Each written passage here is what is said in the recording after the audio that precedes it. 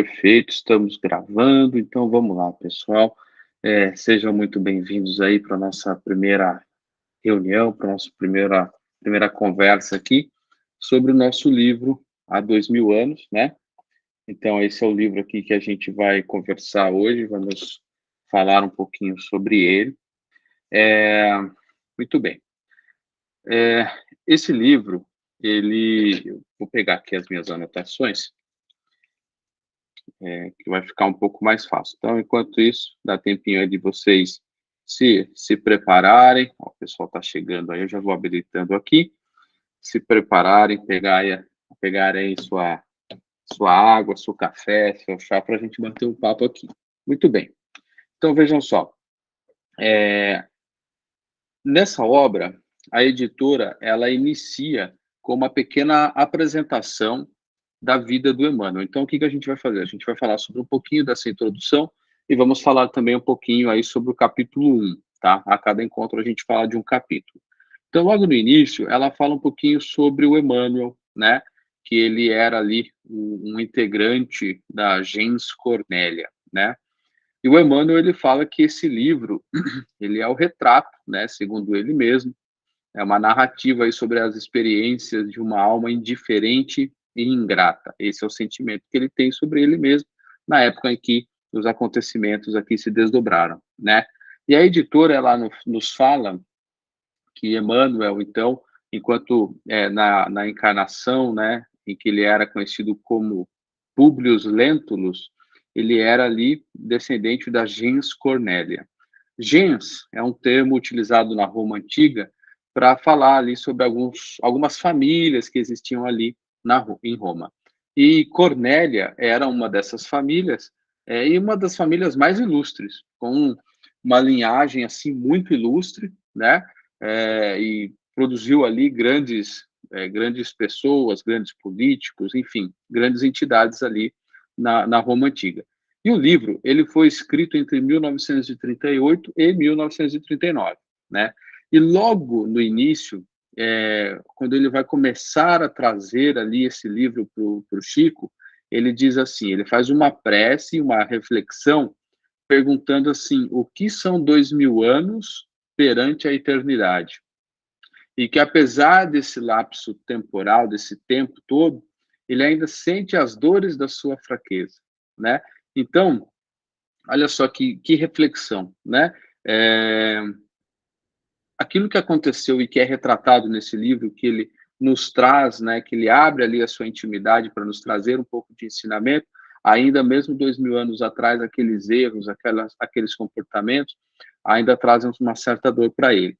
E nas suas reminiscências, ele fala sobre a grandeza, sobre o esplendor de Roma, sobre a ruína de Roma, sendo que tudo aquilo, né, não representava, ou melhor, tudo aquilo, toda aquela grandiosidade, ela existiu, foi, e depois ela acabou ruindo, mas enquanto isso, Deus preparava ali, como ele diz, para que a verdade fosse operada, né? Então é realmente a vinda do Cristo e a vinda desses ensinamentos.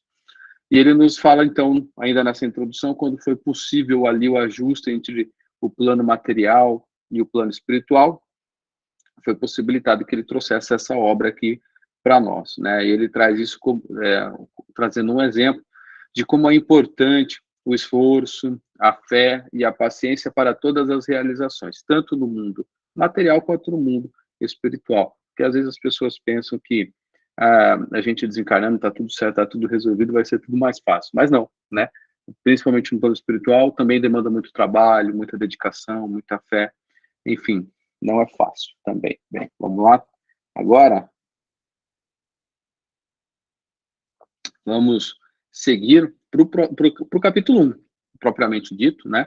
O início aqui da nossa história.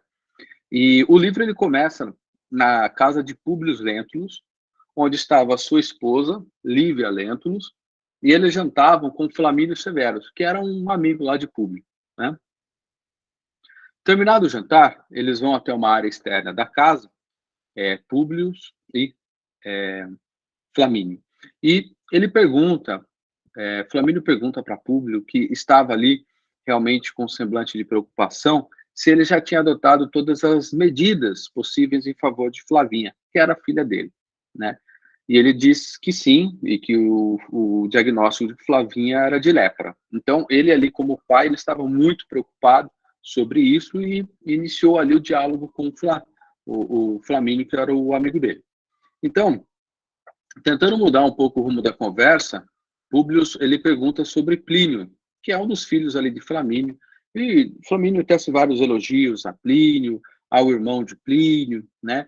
E aqui ele também fala sobre Calpurnia, que era a esposa dele, e ele fala assim sobre os interesses que ele tinha de unir as duas famílias, né? De unir um dos filhos dele com Flavinha, certo?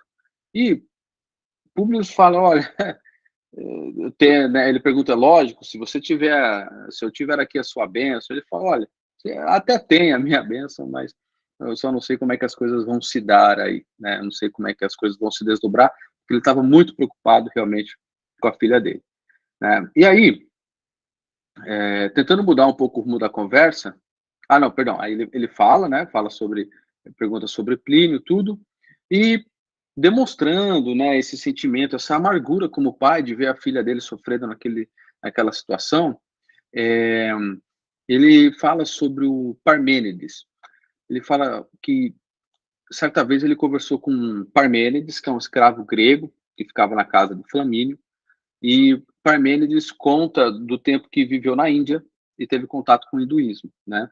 E o hinduísmo fala sobre reencarnação também, eles acreditam na reencarnação também, assim como o espiritismo. E de plano, o Flamínio fala que isso é um absurdo, né? Que isso é besteira. Mas Públio, ele insiste nessa questão da reencarnação. Ele queria conversar, ele estava ali aflito, querendo conversar com alguém sobre algumas situações, sobre algumas questões. Então, eu vou ler aqui para vocês um trechinho do que Públio fala, né? Do que ele alega ali para Flamínio. Ele diz assim: porque ele fala, olha, Parmênides falou da reencarnação, e Flamínio fala, não, isso é besteira. E aí ele responde, entretanto, meu amigo começa a pensar que ele tem razão. Como poderíamos explicar a diversidade da sorte neste mundo? Por que a opulência dos nossos bairros aristocráticos e as misérias do Esquilino, que era um bairro ali de Roma? A fé no poder dos deuses não consegue elucidar esses problemas torturantes. Vendo minha desventurada filhinha com a carne dilacerada e apodrecida, sinto que o teu escravo está com a verdade. Que teria feito a pequena Flávia, nos seus 7 anos incompletos, para merecer tão horrendo castigo das potências celestiais? Que alegria poderiam encontrar as nossas divindades nos soluços de uma criança e nas lágrimas dolorosas que nos calcinam o coração?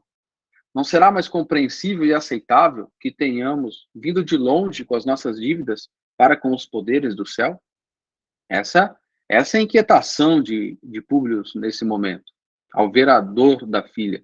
Olha só que coisa interessante. Talvez, se ele tivesse contraído lepra, ele não teria sentido essa dor, que é de ver a filha dele sofrendo, né? Que traz esses questionamentos ali para o seu coração.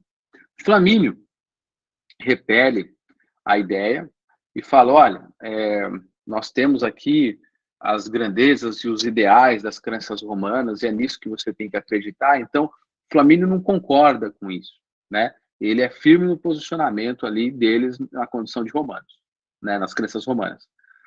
Seguindo e conversando, noite adentro, o assunto agora era sobre um tema, sobre um sonho que Públio teve.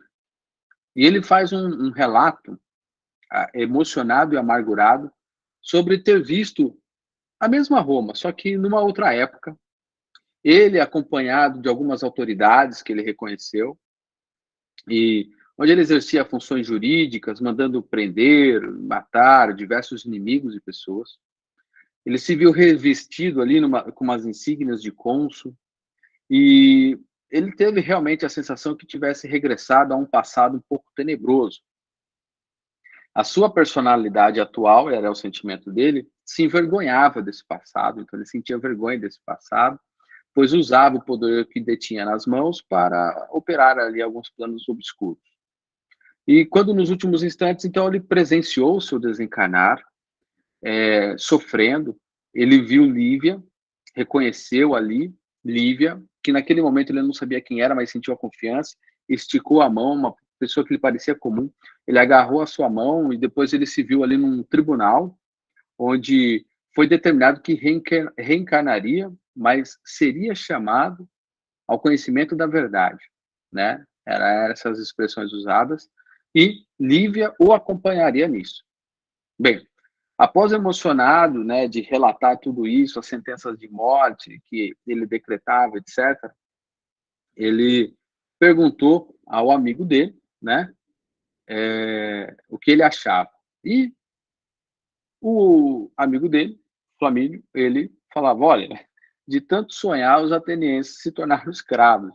Então, novamente, o amigo dele, Flamínio, ele não dava muita bola para isso aí, não. Ele achava que isso aí era besteira, né? E recomendou que ele guardasse para ele tais sonhos, porque ele fala assim, olha, os seus inimigos ainda podem te atacar com isso, né? Então, era muito complicado esse distanciamento daquilo que ele relatava com os ideais ali de Roma, né? Com as crenças que eles tinham com os antepassados, eles têm essas crenças com os antepassados, com a linhagem ancestral, enfim. E Públio fala assim, bem,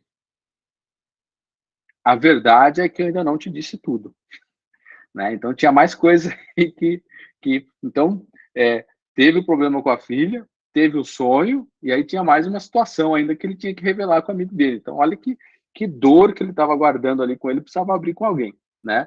Ele falou assim, vem até aqui. Daí eles desceram até umas galerias lá e examinaram uma imagem de cera do bisavô do Públio Lentulus, né? Flamínio estremece, porque ele reconhece a semelhança física entre o bisavô e o bisneto, né? Mas ele fala, mas isso também é normal que aconteça por causa das questões da hereditariedade, então são parentes, isso é normal que aconteça, embora a semelhança seja muito grande. No entanto, Públio, ele diz o seguinte, que ele havia encontrado algumas sentenças de morte assinadas pelo seu bisavô. E que ele falou assim, vejam esses papiros. E eles veem lá que tanto a caligrafia quanto a assinatura eram muito parecidas, né? E ele diz assim, seria eu a reencarnação de Públio Lentulus Sura, que era o bisavô dele, né? Flamínio, embora um pouco, vamos dizer assim, relutante com tantas evidências, ele acolhe Públio, tenta dissuadir essas ideias e sugere que o amigo descanse, que ele faça uma viagem com a esposa dele, com Lívia. Quando então ele fala que Lívia está esperando mais um bebê e que agora não seria o momento oportuno de uma viagem, né? Afinal de contas, viagens há 2000 anos atrás não eram tão confortáveis como a gente tem hoje, certo? Então era um desgaste, era um risco, né? Então assim era uma situação que ele optava por esperar realmente a criança nascer. E aí, né? Flamínio então fala, então tudo bem, vamos aguardar aí essa situação acontecer e pensamos nessas férias, aí, nessa viagem, no outro momento. E o primeiro capítulo, né, que se chama Dois Amigos, ele encerra aqui, tá? Isso aqui é o resumo aí desse primeiro capítulo, daquele pequeno prefácio. E a história tem outros desdobramentos que a gente vai conversar na semana que vem. Mas já temos aí uma introdução de como as coisas aconteceram. Agora, o que a gente vai fazer? Vamos continuar os nossos debates, né? Vamos iniciar, na verdade, os nossos debates, mas vou encerrar também aqui a nossa gravação, tá? Aí as nossas conversas aqui não vão para a gravação, e para quem estiver assistindo aqui no YouTube, fica aí o convite para participar do nosso grupo e acompanhar aí presencialmente os nossos debates, as nossas conversas, e, bem, acho que é isso, tá? Deixa eu só encerrar aqui a gravação, e